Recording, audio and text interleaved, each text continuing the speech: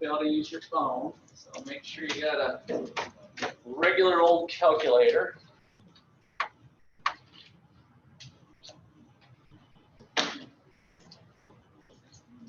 All right, so let's see. Let me just do that. Okay, so on your papers here, let's kind of do a hypothetical house.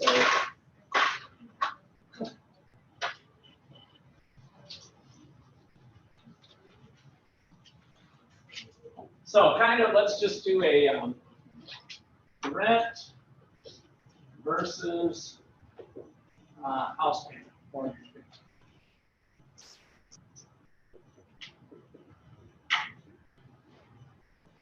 All right, so let's start off with rent. We did that one yesterday. We have a rent equals $850 per month. And then what else did you have to be responsible for usually? If you rent a house, let's say you rent a house. Renter's insurance, utilities, right? So plus utilities, plus rent insurance, renter's insurance anyway, which this covers this renter's policy covers your personal property. Ooh, I got my phone just went off for you guys. You guys get an extra credit today. I don't know if anybody heard that or not. So pull out a new piece of paper. Rust busted. Oh, my tenant was saying thanks. Dang it. All right, so rust busted. Why don't you put today's date? What is today? The 2, yes, the 2nd. Okay, so renter's insurance, if there's a fire, covers your personal belongings, like we did in the insurance chapter, right? Okay, can you think of anything else? Basic, we throw in, internet or whatever, utilities. Light bulbs, we talked about that sort of stuff, right? So with a house payment, we all have pity, so the mortgage payment equals pity. P-I-T-I, pity. So what is pity? We've got principal,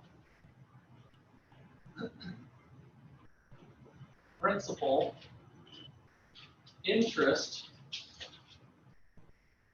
taxes, and insurance. Principal, interest, taxes, and insurance.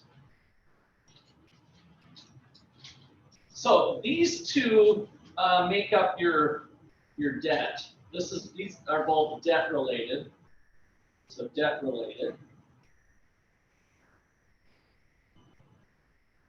Your loan that you have with the bank. The taxes is property taxes. So this is property tax. When you own a house, you pay some property tax. I pay about $250, $300 a month to live in my house. And I live just a couple blocks away from Kansas, just to give you an idea. Property taxes are actually a little high in Kansas. That's a little different story. But so property tax. And then the insurance here is the property insurance. And usually what you're going to have is that insurance policy is also going to include your personal property. Property insurance plus personal property.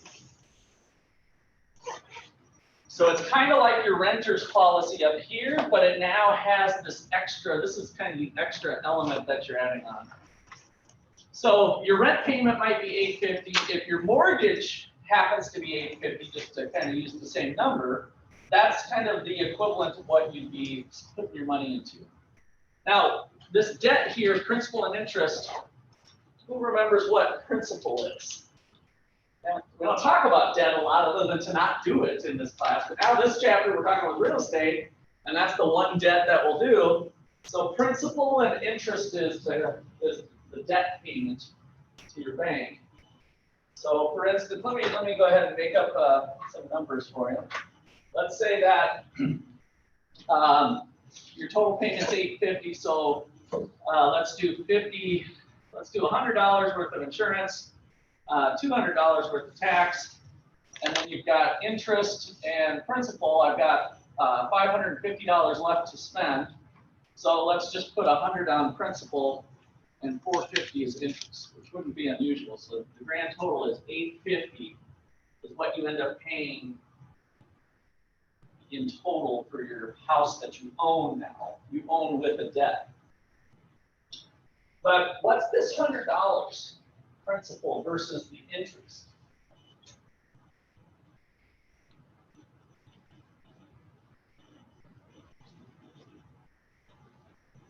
Let's start with the interest. Maybe that's the easier one. What's the interest? What's this part? You're paying the bank $450, so pay bank loan of $550 per month. And that, what we're saying is that the breakdown is $450 interest and $100 in principal. So what's the interest, I guess? Let's start with that. The percent you owe because you have. Okay, good. So you owe the bank money, right? So let's just say it's an $80,000 loan or something. And on that $80,000 loan, depending on what your interest rate is, $450 is the interest that you owed the bank that month. Okay, so that month, when we made this payment, I owed the bank $450 worth of interest. But as you pay off your loan, what happens to your interest payment? Does it go up or down? It goes down. So if we now only owe the bank $40,000, the interest rate, the interest payment's going to be less. The interest rate might be the same depending on the type of loan that you got. And so maybe we only owe the bank $200, but we're still paying them $550 is usually how it's set up with a fixed payment. So now back to my initial question, what's the principal? The mobile rate of like cost. No, it's not any sort of cost. I'll give you a hint, it actually works to your benefit. When you make the payment each month to your bank, what's happening to your total amount of debt? It goes down. By how much? 100, the principal, right? So this is your money. The principal is the amount that you're reducing your debt by. So every month you're going to keep reducing your debt by that amount. So principal is the amount of debt reduction. The fancy word is amortization, which literally means to kill off debt. Where's my green? So principal is your debt reduction each month, each payment. The principal part of your payment is the debt reduction part. The interest payment, of course, is how much you're paying the bank. Taxes are going to go to the local governments to help do police and fire and roads and schools. School systems rely on property tax. And then you've got your insurance, which we covered back in the other chapter. All right, so that at least gives you a little bit of a breakdown as we go into this first video section on what you need to be thinking about if you're getting, I'm going to talk about rental property today, investment property. So if you are a landlord, and you take on some debt, this is the payment you're going to have. That means you need to rent this place out for $900 or $1,000 or something to have a little bit of cushion for unexpected expenses and other things that might go on. But that kind of gives you the baseline of your payment. Okay, questions or comments there? All right, let's get into this next video.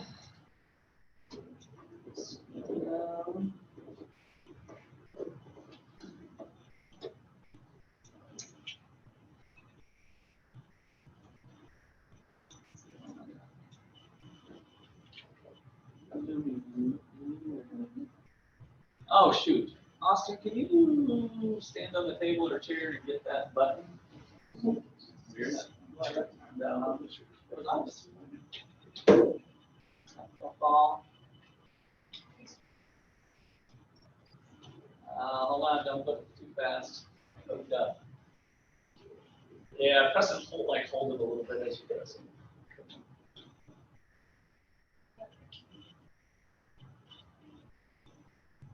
All right, there she goes. All right. hopefully it'll fire up. All right, well, since we got to wait for that, I will add on a little bit more here to the mortgage. So let's draw a little picture of what your payments look like over time.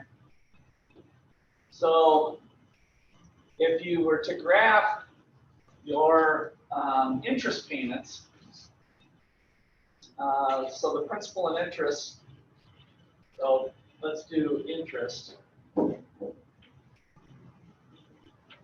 So each month, it's going to be a little bit depressing.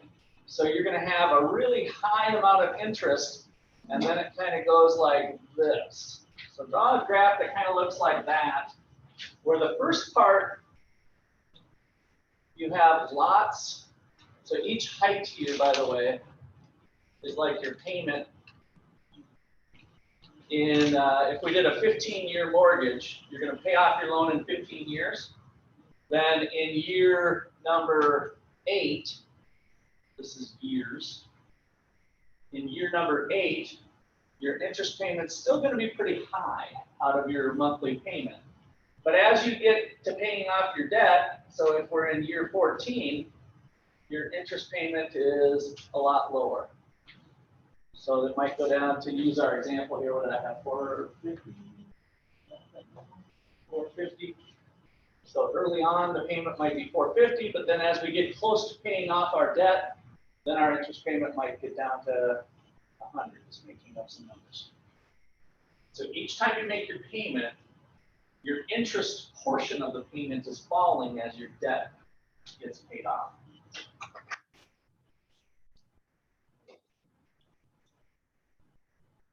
All right, let's see if we can get this.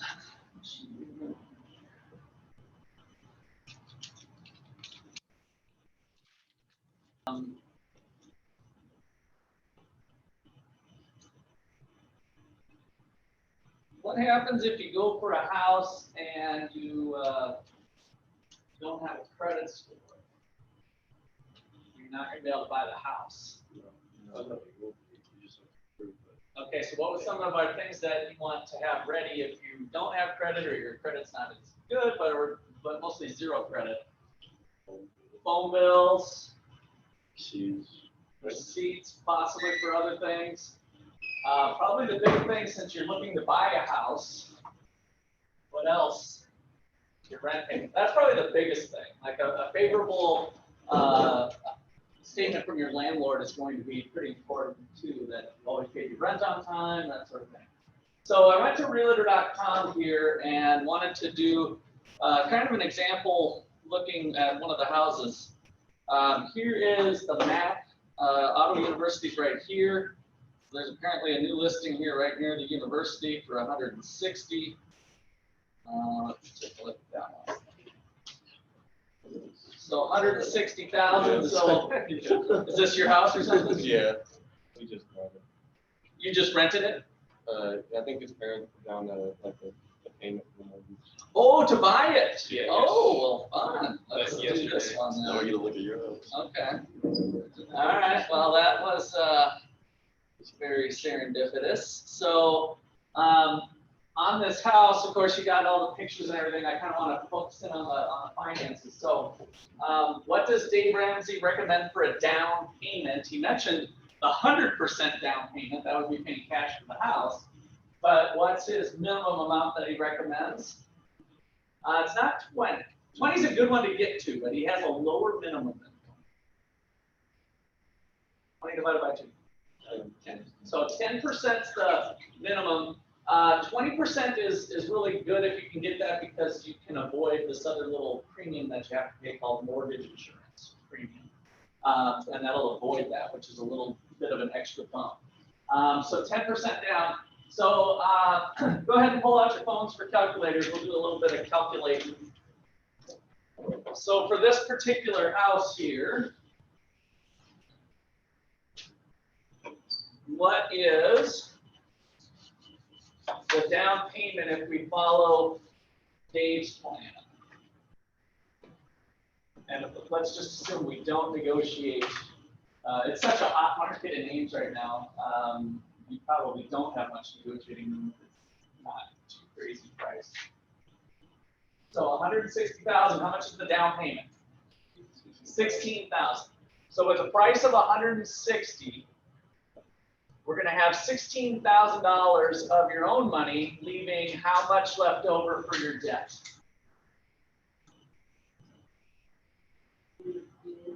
144. So we got $144,000. This will be your mortgage balance, your loan. So initial loan. Okay, so then that's what your payments will be based off of. Back to your principal and interest, you're going to have payments of that amount. Now, this this site, realtor.com, will give you little payment calculators and stuff.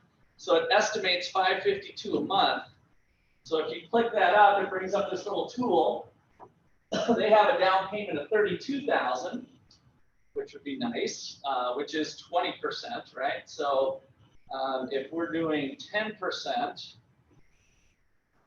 and then they've got a 30-year fixed rate loan at 3.1%, which is pretty low as far as interest rates go historically. We're at historically low time. But Dave doesn't recommend a 30-year fixed. What does he recommend? 15. So if we switch that to 15, what happened to the interest rate? Well, let me do it again, just so you guys can see that. So 30-year fixed, 15-year fixed.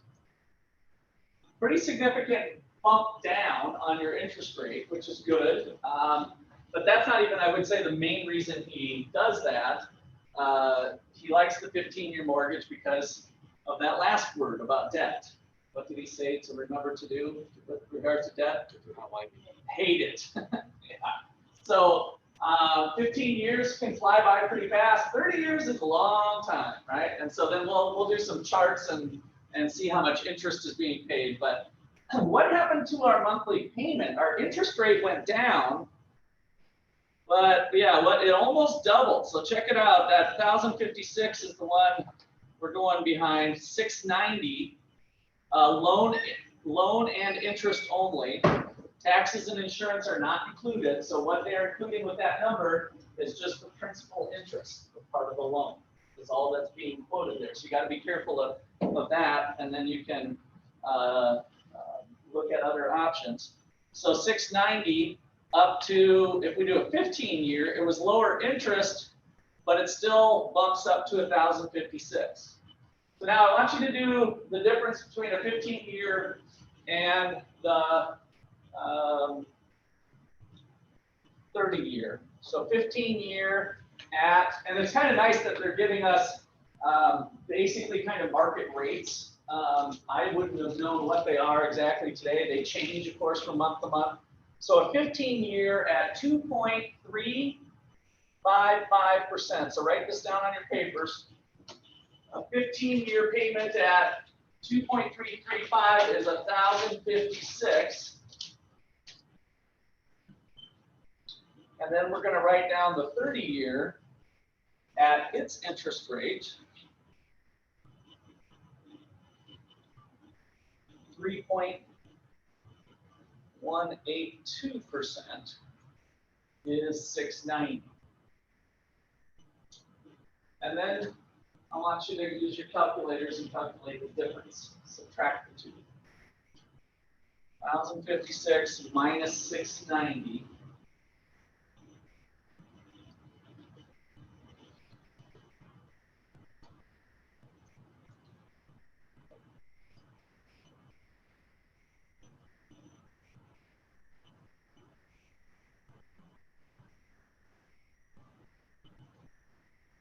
What did you get for the difference? 366 bucks. Now that's a decent amount of money every month, right? So why would you ever do the 15-year when the 30-year saves you $366 a month? You're in debt longer, good? More interest put on you, yes. So The interest rate is less with this one, even though the payment's more. So overall, over the whole entire period, you are saving a decent amount there. End up paying more, you end up paying more than 160,000. Yeah, total payments. Yeah, once we get into thinking about adding up all the interest and everything. So this 366, for most people, are they saving money? I was trying to use my words kind of loosely like we tend to do.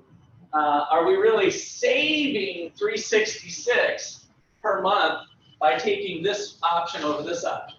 Hell no, not even close. You're actually spending more money in interest over the long haul.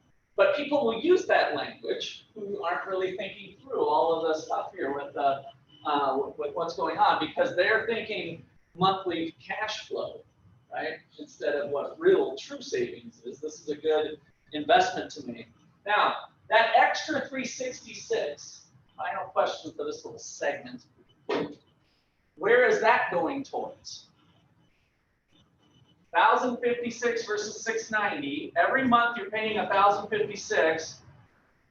This difference here, where's this extra 366 going? Invested in what? No. But it is kind of like an investment. That's why I wanted to let you roll with that.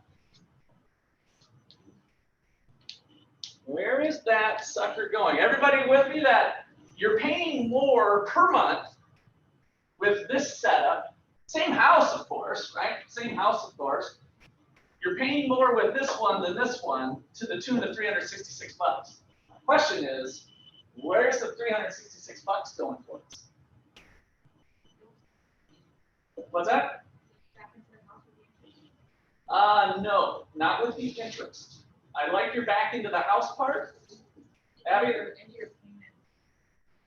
Yes, you're paying more, but I need a little more specific than your payment, because your payment consists of two things. What? Principal. Yes! Your payment has principal and interest. So guess what that 366 is? Principal, which does what? Pays off faster, pays off your debt. So back to Taylor's point, is it like an investment? Yeah, it is. So you're paying off your debt faster. 366 is going towards your home equity. What's home equity? So let's put home equity. We did this a long time ago. This is almost starting to be reviewed a little bit for the final, but not quite. Consumer equity sheet. Do you guys remember doing that? So what is your net worth or your wealth? What's that equation that you have to know, have memorized for the final? What you own minus what you owe, right? So home equity is dealing specifically with your house. And so today, what you own is a $160,000 house, and what you owe is $144,000, which means you have $16,000 to the good of your own money today when you bought it. So your down payment was your money, right? And now your wealth of $16,000 no longer resides in your checking account, but in your house. You've transferred your wealth from cash or checking into a form of a house, right? So you can kind of think about that. And then when we get into mutual funds, you might put $16,000 into mutual funds, right? So we're transferring, we're holding a portfolio of assets that not only includes mutual funds, but also includes real estate, specifically your house, once you get to this home ownership phase. Now, as you start to pay off your debt, then your home equity is going to change. What's going to happen to the value of your house, most likely? Is it going to go up or down? Do they go down in value usually, or up? Up, most places. On average over the long haul. So if this is a longer term investment, real estate has some appreciation to it. And then of course, what's happening to your debt? It's going down even faster now with this situation to the tune of $366. So what's happening to your home equity? If the value is going up, what you own is going up, and what you owe is going down, what's happening to your wealth? It's going up for sure, right? Short of there being a short-term, recession or bubble in the market or something that values go down. Okay, so that's your home equity. So if you want to put underneath here, this is what you owe on day one, or own, minus what you owe is your equity in your house.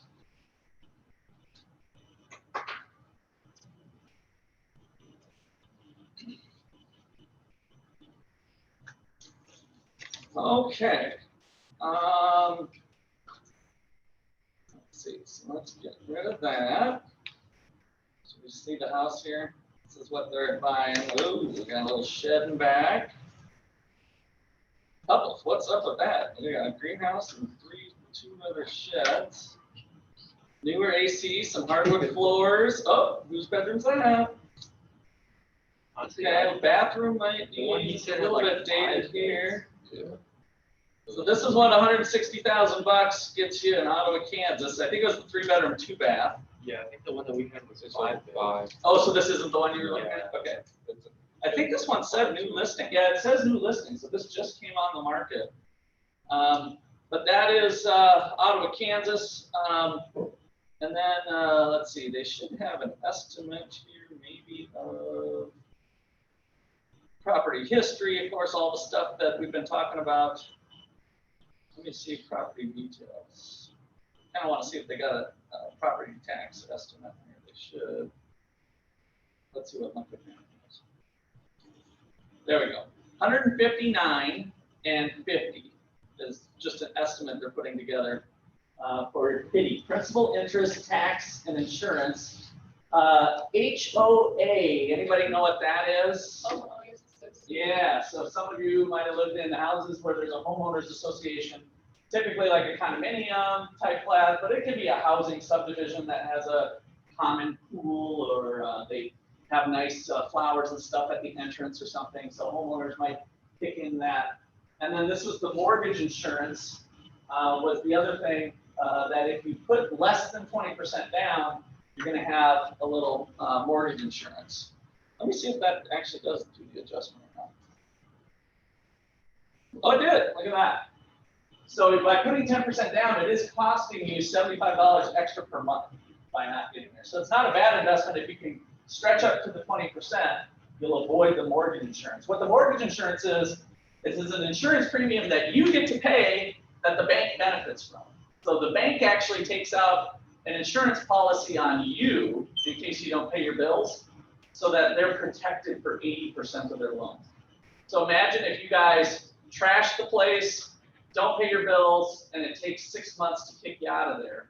The bank gets the house back, but the house is kind of trash, might need to be fixed up, or the value used to be what they sold it at 160, but now it's kind of trashed, and the housing market is down, and so it's only worth 140 or something, or 130. So if the housing market's down, then the bank's going to get paid a little money if that happens to the bank, but you pay the premium because you're not as safe of a risk at 10% as you are at 20%. 20% gives the bank a pretty good cushion that they won't be hurt. If you trash the place and they resell it, the market will probably be fine, and they'll be okay. They'll get their money back. Your debt. Okay, questions on that? Yeah. Basically, like mobile homes, like we're not is it the same for like tiny houses? I don't know if there's enough data yet on the tiny house concept. I know the tiny house, it seems like, well, for you guys, it's been around your whole life, but they're still relatively newer in terms of knowing what they're going to be over the long haul. I don't know. There's probably internet data on there, but I've seen some of the tiny houses operating like a trailer park in the sense of they put them on tiny lots. Imagine if you put a tiny house on a big lot, then I would say it might be going up in value. They could always add on a new house and add on to the tiny house and make it a big house, you know what I mean? But if it's a tiny house on a tiny lot, then you're pretty much restricted to that style of living, and that's what you're selling. So it could kind of depend on the circumstances. And depending on the trailers, basically what you want to avoid with trailers is not buying a new trailer. A new trailer goes down in value right away. But there's a pretty healthy market for old trailers. So if you buy, you guys have probably seen some real junky ones here in Ottawa. There's some nicer ones too. Sometimes, you know, people keep them up. They've been insulated and other things. If you bought it for $6,000, you very well might be able to sell it for more 5 years from now. If it's a 1975 trailer that's been kept up, insulated, blah, blah, blah. So again, that's kind of dependent too. Even a trailer might go up in value over time, but certainly not as reliable as what real estate, regular houses have been over years. Okay, good. Any other questions? All right, so next I want to go to the mortgage calculator. So this is on this Financial Mentor site that I put a link on your Blackboard. The Dave Ramsey site isn't showing all the information that it used to. So I found this one. Same type of thing. So we're going to put in our mortgage amount of 144. I'm just going to kind of keep with our theme here. 144.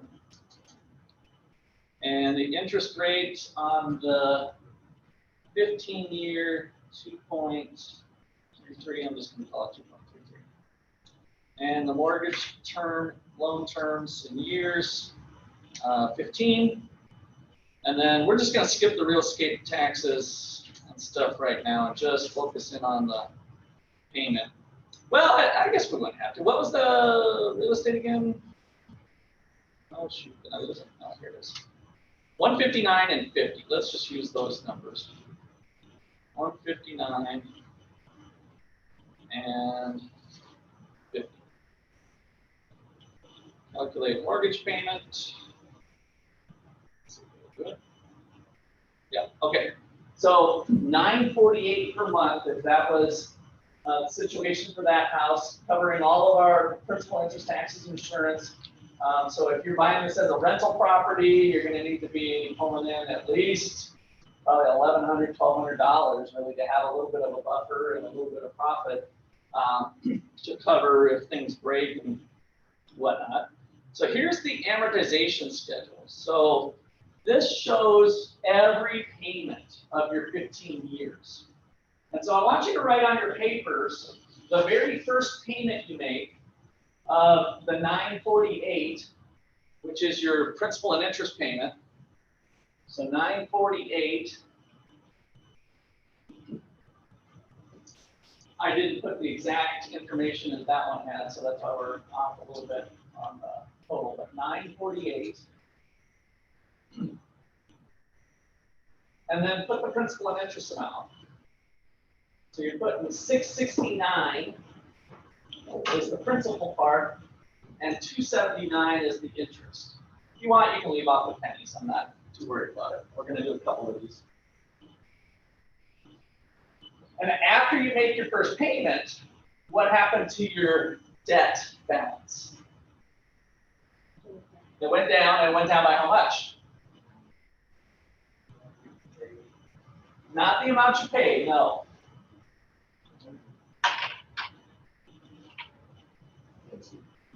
Oh, your principal. The principal, yeah, I got to kind of bring you guys back to what we did at the beginning. The principal is your money that's reducing the debt. So when you see a schedule like this, we started off at 144, 669 was our money, so our debt went down to 143.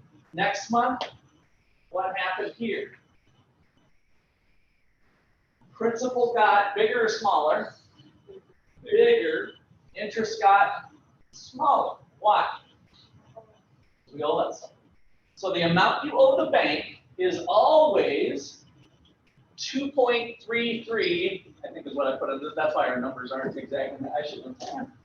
And now I can't go back and screw that up. I should have just put the exact interest rate in there, but I did 2.33. That's why it's not 1056. So the amount that you owe the bank is always a fraction of the outstanding balance. So pull out your calculators. I want you to convince yourself of this.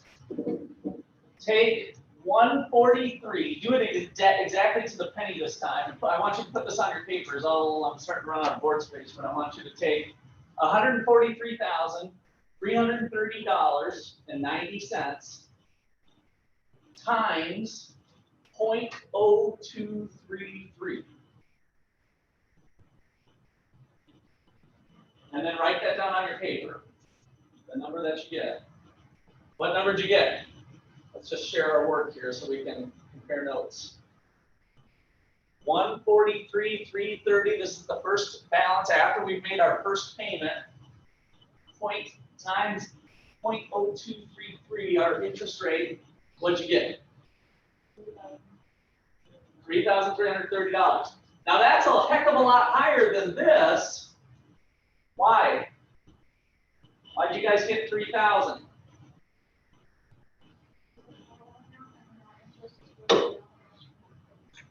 Yeah, how much are we paying each time? What's our each time thing? Each month. Each month. So what did you guys just calculate? $3,000 or whatever, some change you got. What amount of interest is that? For the year, or for the month, or for the whole life of the loan? For the year. So remember that interest rates, when we do these types of calculations, are always expressed in annual terms. But now we're dealing with a monthly payment. So take your $3,000 number, make sure you've written it on your paper. Take your $3,000 annual interest number, and what do we need to do to figure it out monthly? Divide by 12. So divide it by 12, and what answer did you get?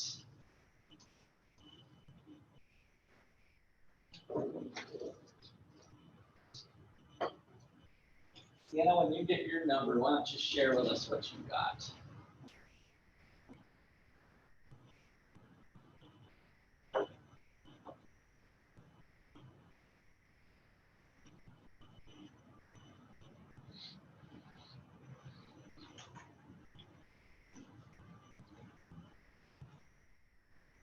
We got 143 times 0.02, and then we're going to divide by 12.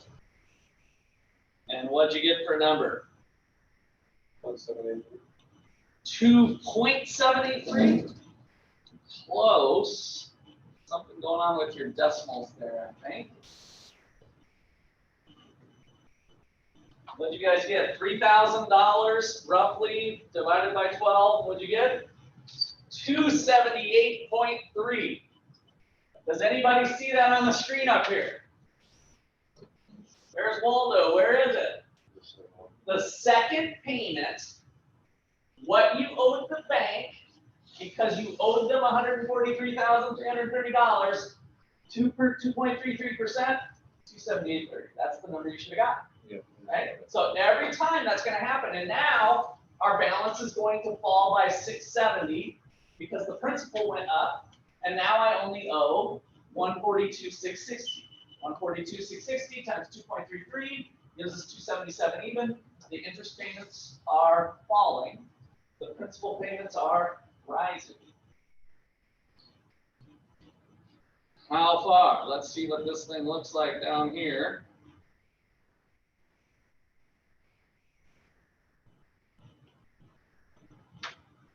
Let's fast forward in time here to your, let's not take your last payment. Let's take your, actually, you want to erase this. Undo. Well, it's got this little eraser, but why can't I erase all? All right, I guess I can just have this big fat eraser. All right. I don't like that very much. So your 170th payment on May 2nd, 2035. How much are you paying in principal? $928. What do you owe the bank in interest? $20 freaking, right? We just did it earlier, it was $278, and now it's $20. Why? How much do I owe the bank? $10,000. So on your, well, the 9,000 is after we make this payment. So the reason this is $20 is that we would calculate the 2.33 on that number. So we owe the bank 10,000 bucks on our house. 15 years later, 2035, not too bad. Okay, questions there? All right, let's now investigate why. Oops, let's see this back. Why does Dave not want us to do a 30-year loan? So 30-year loan. And this time I'm just going to keep it at 2.33. Let's just pretend that the interest is the same. All we're doing is extending, because I don't want to confuse this issue with you. So 30-year loan, 2.33, even though that's not realistic. Our payment drops to just 573. What were we paying before? 948. Again, the interest rate would have been a little bit higher, but that's okay. So that looks like a pretty good deal, right?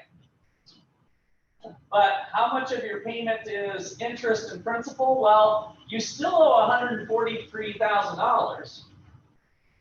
And therefore your payment, since the interest rate was the same, is going to be what roughly we had before in terms of how much is being paid. But look at your balance.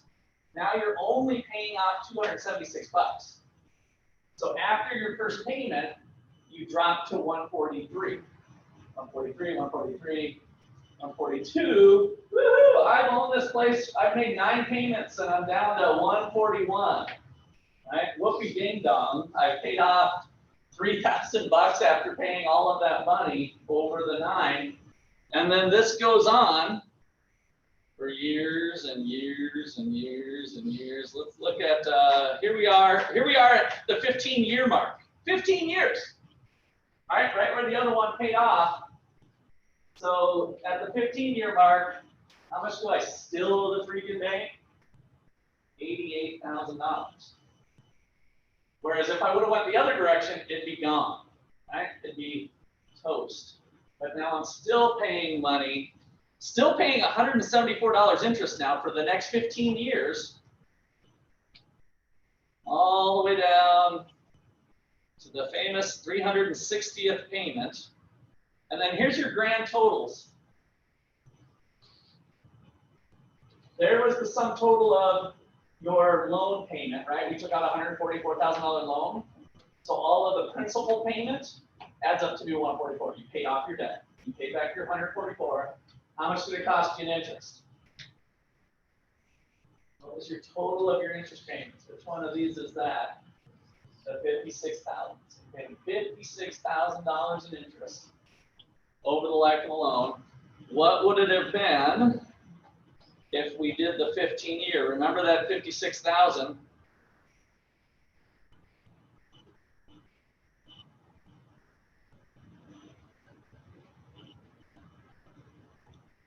Dun, dun, dun, dun, dun, dun, dun.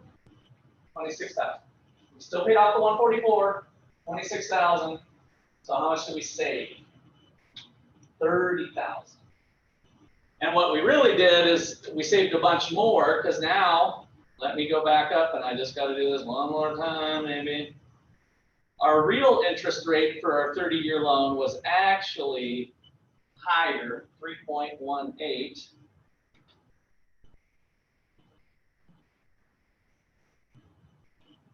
And so now let's see what this says. So I got to scroll down so far here. Oh, that's too fast. Look at that. So it was 56, but that little tiny little, what, 0.7%, it seems so tiny.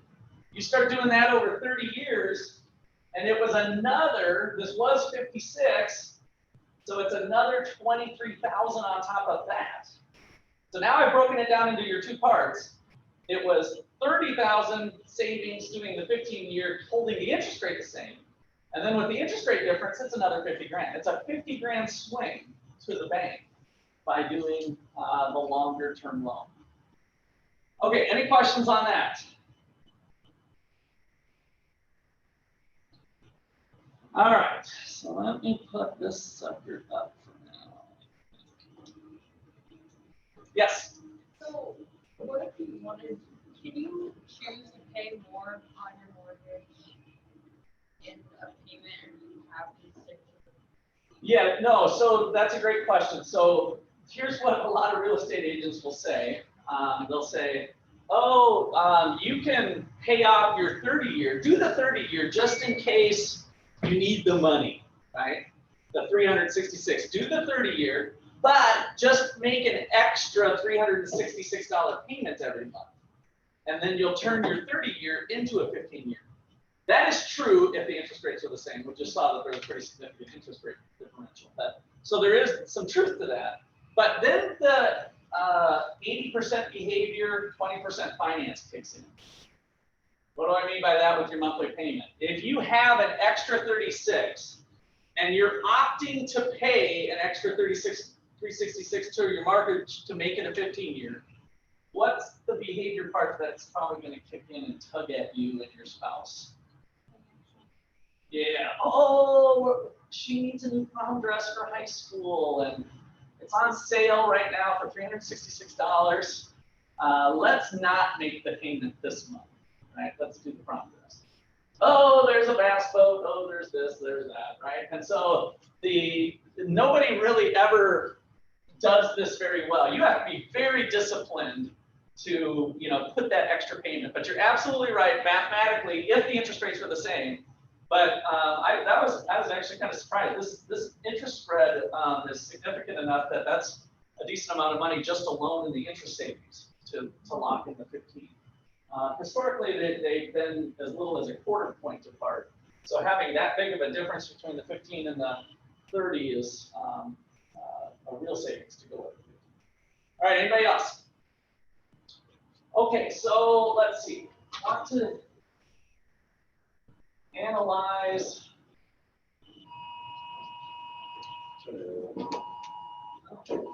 That by for real or?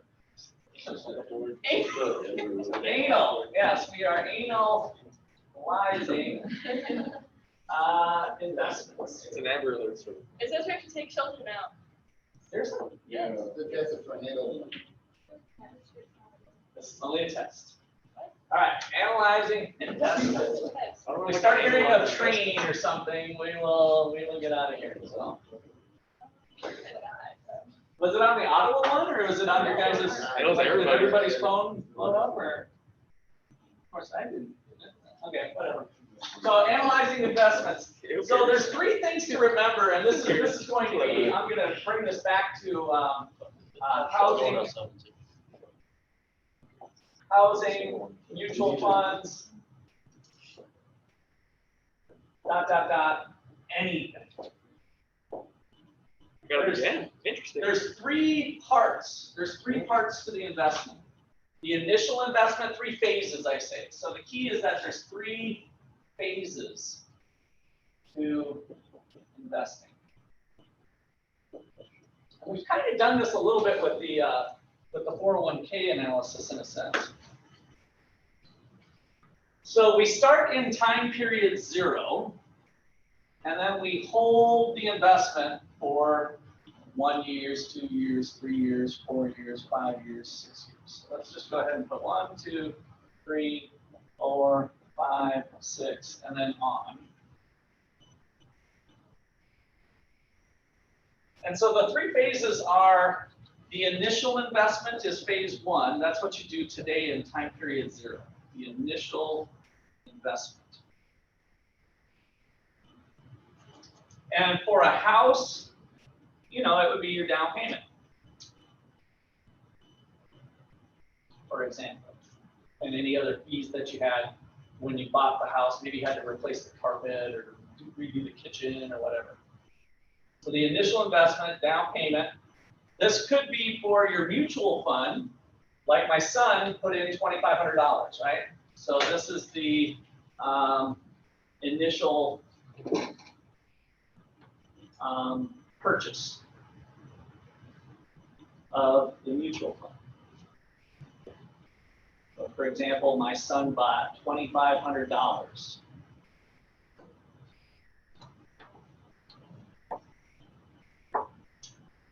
All right, so then you hold the investment over a period of time, and that is the second phase. So we're going to sell this thing in year 6. So this is the operating flows. Operating flows. What do I mean by that? Well, if you have a rental property, you might have some rent income and expenses. Year after year, you have to replace the carpet. Somebody pays you $1,100 a month, right? So month after month after month, you have your operating flows. For my son, on the initial purchase, he started doing dollar cost averaging, right? $50 per month was an outflow of cash. That's why we call this. This is kind of operating. You want to put cash flows. That's what I mean by flows. Like what's happening to money over time. So $50 a month. There could be dividends or interest, other things from like mutual funds that might play. But how much money is flowing into it? And then finally, when you pull it out. So if we were analyzing a 6-year investment, this is called the terminal cash flow. So the terminal cash flow.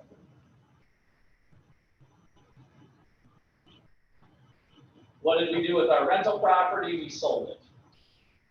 So to sell the property. We had to pay a realtor some fees, and now we get our home equity. If we bought it for $160, and now it's worth $200,000. So maybe in the future we get a 200 from our example. Let's say our house value is what we own is a $200,000 house, and we paid the debt off to $80,000. We held it for 10 years or something, and now we only owe $80,000. And so now I've got $120,000 of cash flow sitting in my hand from the sale, right? The home equity was now transformed in the form of a house into the form of cash, which is kind of nice at the time of the sale. So if you kind of categorize investments this way, what did I have to shell out to get the asset, whether it was in a mutual fund or whether it was a house? What happened over time with inflows and outflows of cash? And then what happens at the end? Now you can calculate the rate of return. So on my son's financial statement, it gave a 13% rate of return since the initial investment. What was it taking into account? The initial payment, the $50 a month that he was doing, and then what's it worth today, the market value of the mutual fund. If he were to sell it, what could he cash it out for? And it was worth $9,200. So he turned $2,500 into $9,200 with the mutual fund. So let me, since we've kind of been parlaying that, I brought his annual statement, which was actually very impressive. As I showed you guys his depressing statement. Yeah. So get this. I didn't share this with you guys yet because I didn't know it. So I showed you guys the COVID statement. And his mutual fund, from the time he put his money in, it averaged 2%. So they did a kind of a calculation. It's like, oh, COVID hit, sorry, Carter, 2%, right? And then by the end of 2020, which includes that first quarter, this was the first 3 months, this is all 12 months. I'm not kidding, 21.35 was year to date. That's how much it rebounded from COVID. And his annual bumped up from, average annual over the life of an investment, bumped up to an even 13%. So it can wobble that much, but as long as you're in it for the long haul, then you're kind of set.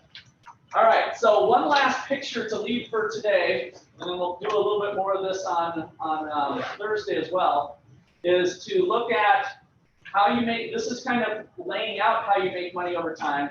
With a house, We had the $144,000, so this is over time.